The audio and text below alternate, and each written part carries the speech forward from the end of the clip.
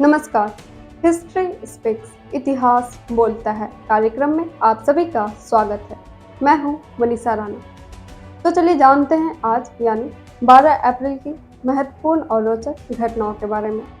आज के ही दिन वर्ष 1801 में रंजीत सिंह ने स्वयं को पंजाब का महाराजा घोषित किया था। वर्ष 1801 में ही विलियम क्रे को कलकत्ता, जो अब कोलकाता के नाम से जाना जाता है, के फोर्ट विलियम कॉलेज में बंगाली भाषा का प्रोफेसर नियुक्त किया गया था।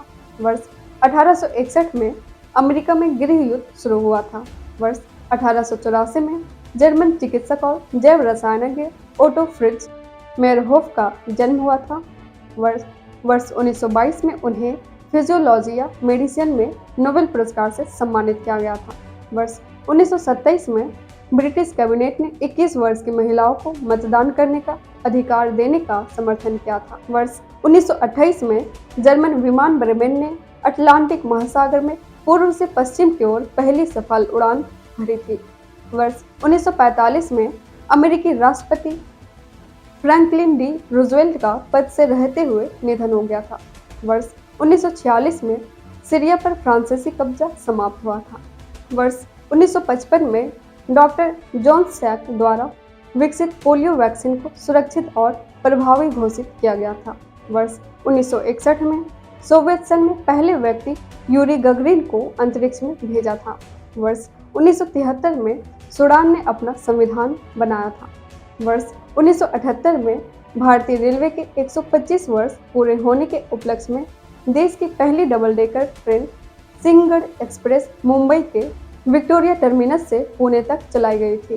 वर्ष 1981 में अमेरिका ने अंतरिक्ष यान कोलंबिया का पहली बार प्रक्षेपण किया था। वर्ष 1991 में खाड़ी युद्ध औपचारिक रूप से समाप्त हुआ था।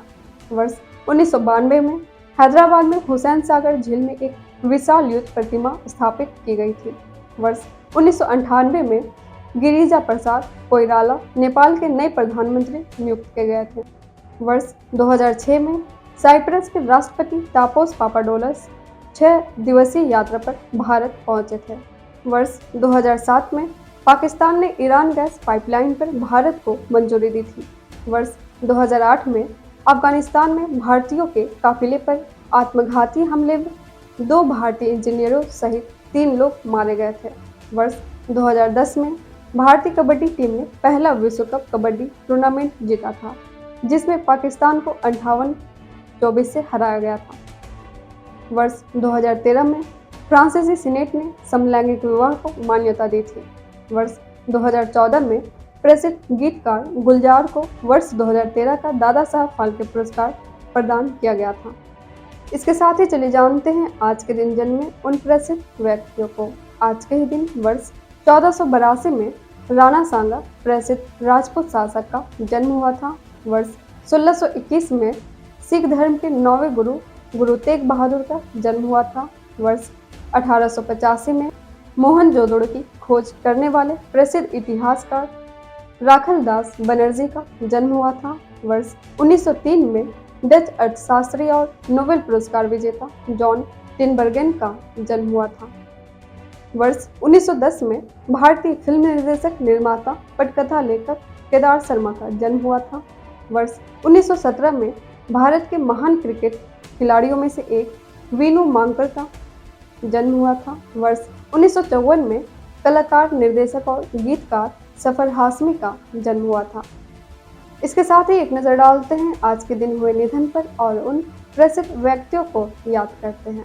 आज के दिन वर्ष 1945 में अर्जेंटीना की चिकित्सक और नारीवादी पेट्रोना आइले, जिन्होंने लैटिन अमेरिकी महिलाओं के अधिकारों के लिए अभियान चलाया, का निधन हुआ था।